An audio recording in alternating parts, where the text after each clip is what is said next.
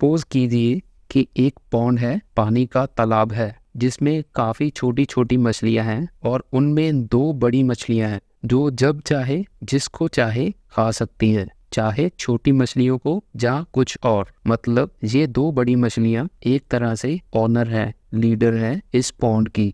ऐसे ही अगर किसी सेगमेंट में कोई एक दो मेन प्लेयर ही उसमें बड़ा मार्केट शेयर लेकर बैठे हों तो आपको उन्हीं बड़े प्लेयर्स पे, उन्हीं लीडर्स पे बेट करना चाहिए, वहीं पे पैसा बनेगा। लेकिन तब क्या होगा अगर उसी तालाब में दो तीन बड़ी मछलियां और आ जाए? वो पुरानी मछलियों का खाना भी खाएंगी और उनको चैन से जीने भी नहीं देंगी। और यही हो रहा है इस वक्त पेंट सेक्टर में। कोविड के बाद से इंफ्रास्ट्रक्चर में काफ़ी पैसा इन्वेस्ट किया गया है। इसके चलते रियल एस्टेट सेक्टर में डिमांड बढ़ गई है और रियल एस्टेट सेगमेंट 70% रेवेन्यू देता है पेंट इंडस्ट्री को। बाकी का 30-31% के आसपास का इंडस्ट्रियल सेगमेंट से आता है। इस समय एशियन पेंट, बर्जर और नैरोलैक, ये तीन प्लेयर्स ही मोस्टली मार्केट शेयर लेके बैठे हैं। ये तीनों अलग अलग कैटेगरी में पेंट्स बनाते हैं। डिलक्स पेंट्स की 2023 की रिपोर्ट में बताया गया था कि इंडिया की पेंट इंडस्ट्री 60-65 हज़ार करोड़ से नेक्स्ट 5 साल में 1 लाख करोड़ रुपए तक पहुंच जाएगी। इसके मेन रीजंस क्या हैं? पहला तो इंडिया की पॉपुलेशन जो बढ़ती जा रही है। सेकंड है अर्बनाइजेशन, मतलब शहरीकरण। उसके बाद increasing disposable income. Next is government की जो इंफ्रास्ट्रक्चर के लिए स्कीम्स चलाई गई है वो। और लास्ट 1 साल में जो रॉ मटेरियल के प्राइसेस में भी फॉल आया है, तो इनके चलते 9-10% का वॉल्यूम ग्रोथ दिखाई दिया है लास्ट के कुछ सालों में। और 9-10% का वॉल्यूम ग्रोथ दिखा सकता है ये सेक्टर आगे के कुछ सालों में। और यही चीज़ अट्रैक्ट कर रही है न्यू प्लेयर्स को पेंट इंडस्ट्री की तरफ। वैसे भी एक स्टडी से पता चला है कि पहले 7 से 8 साल का एवरेज टाइम लेते थे लोग घरों को दोबारा कलर करवाने से पहले, और अब ये 4 से 5 साल तक का ही समय रह चुका है।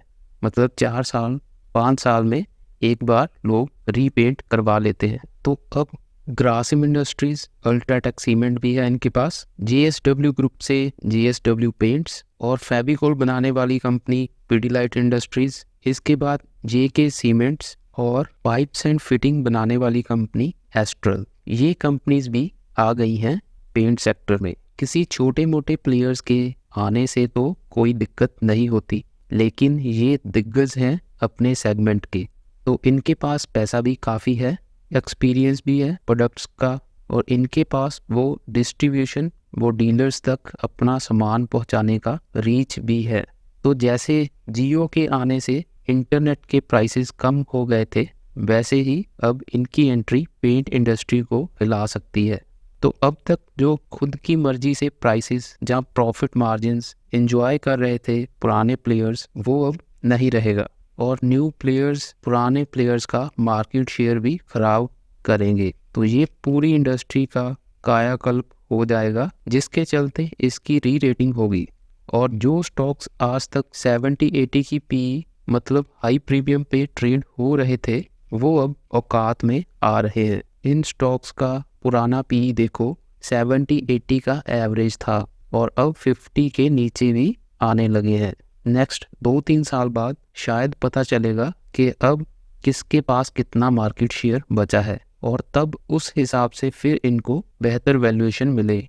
लेकिन तब तक कौन कितना पिटेगा, कौन कितना साइडवेज चलेगा, कोई नहीं जानता। तो अगर आपको इस सेक्टर की समझ है और आप लेटेस्ट डाटा ले पा रहे हो, उसको असेस कर पा रहे हो, तो आप इसमें इन्वेस्ट करें, वरना बाकी इन्वेस्टर्स को इस सेक्टर को थोड़ा इग्नोर करना ही अच्छा रहेगा इस वक्त। नेक्स्ट 2 से 3 साल में 20-25% जो इंस्टॉल्ड कैपेसिटी है वो बढ़ेगी, जो ऑर्गेनाइज्ड प्लेयर हैं उनकी।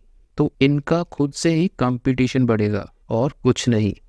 अगर ग्रासिम इंडस्ट्रीज की बात करें, जो आदित्य बिरला ग्रुप की कंपनी है, इन्होंने अपना पेंट ब्रांड बिरला ओपस नाम से लॉन्च किया है।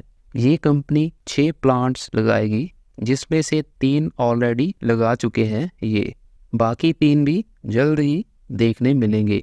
नेक्स्ट कुछ सालों में ये 10,000 करोड़ रुपए इन्वेस्ट करेंगे टोटल, ताकि इनकी total capacity 1300 million litre per year हो जाए और ये इस इंडस्ट्री का सेकंड लार्जेस्ट प्लेयर बनने की कोशिश में है। तो आप देख सकते हो कितना अग्रेसिवली ये लोग पेंट इंडस्ट्री में घुसते जा रहे हैं।